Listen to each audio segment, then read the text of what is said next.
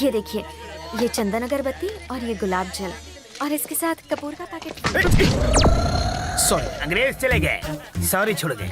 इस वसूली करू पांडे को चूना लगाने के लिए रोज तुम जैसे सॉरी बोलते। जा माफ किया। तो वसूली करू पांडे तुम ही हो? कोई शक है क्या? 100% मैं ही हूँ। 50 कोस दूर तक लोग जिस नाम से डरते हैं वो है वसूली करू पांडे। एक फोटो ले लूं? तुम भी साथ आ जाओ। नामचीन हो, सोलो फोटो। Crazy fan. ठीक है, चल ले। आहा, क्या स्टाइल है, क्या लुक है। फ्रंट से सलमान, साइड से ऋतिक। सर, खतरनाक टेररिस्ट चमन चिंदी मेरे सामने खड़ा है। चमन चिंदी? यमी खा के टमी बाहर है और टकले पे बाल की थोड़ी कमी है। शक्ल से खूंखार नहीं, कॉमेडियन लग रहा है। एमएमएस से फोटो भेजा है, वही है क्या? Matching, carbon copy, same to same. दासू, good good good good. Matching? आगे क्या प्रोग्राम है? 2 ग्राम की गोली से उड़ा देंगे, फिर डीएनए टेस्ट। अगर मैच हुआ तो बॉडी समंदर में, और नहीं हुआ तो क्या? गटर में। सिंपल। जान लेने से पहले चेक क्यों नहीं कर लेते? इस बार नहीं बचोगे। Rules are rules. मैं आपसे हाथ जोड़ता हूँ, आगे से ऐसी कोई गलती नहीं करूंगा। पीछे से की तो प्लीज माफ कर दो। एक ही शर्त पर, वसूली के नाम पर लोगों को डराना बंद करो। कृपया।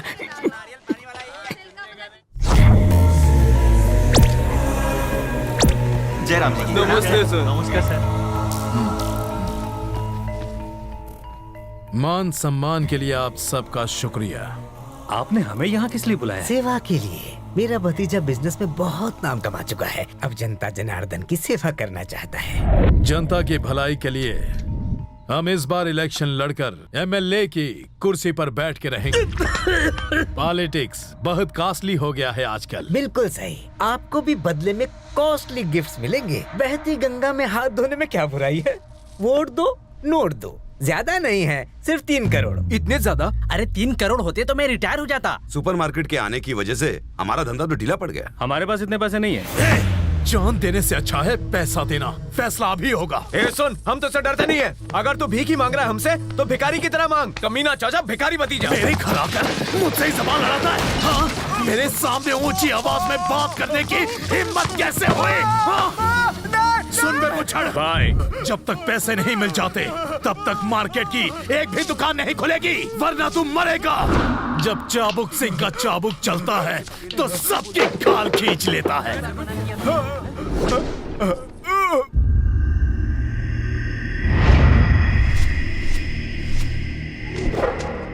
दुकानें क्यों बंद है?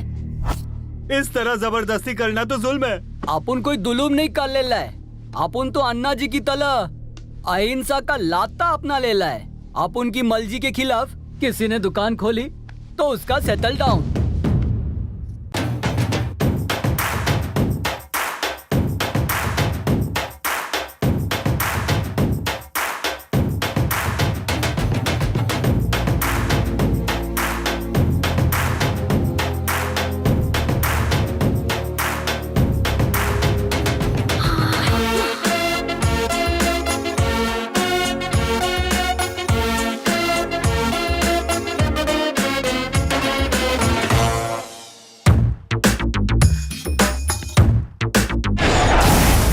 एरिया की सारी दुकानें मेरे रहते किसके डर से बंद की गई है? आज तो भारत बंद भी नहीं है ना? आखिर लोचा क्या है? दुकान वालों, अगर दुकानों का शटर नहीं उठा तो इन टपोरियों की लाश उठ जाएगी। वाह वाह वाह वाह। अरे लोकपाल जी सर। लाइन नोट कर। ठीक है, मगर इतना नोट मैंने स्कूल में भी नहीं बनाया। थाने में तो बहुत नोट बनाता है। मैं चाहता हूँ मेरे उच्च विचारों की किताब छपे। एक और हेडेक। वाह, अच्छा नाम है।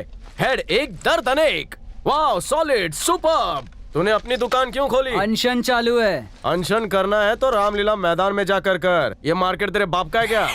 तेले बाप का भी तो नहीं है। क्या बोला? अपन जहाँ बैठ जाता है दुकानें वहीं से बंद होनी शुरू हो जाती है और तुझ जैसे लंगुल की अकल खुल जाती है। लोकपाल सुना, ये भी नोट कर ले। अरे रुको, सब दुकानें खोलो अब, ये यमराज सिंह का फरमान है। चले, अगर तू यमराज है तो मैं ब्रह्मा विष्णु महेश हूँ। तूने अपन से पंगा कैसे लिया? हाँ? बोल।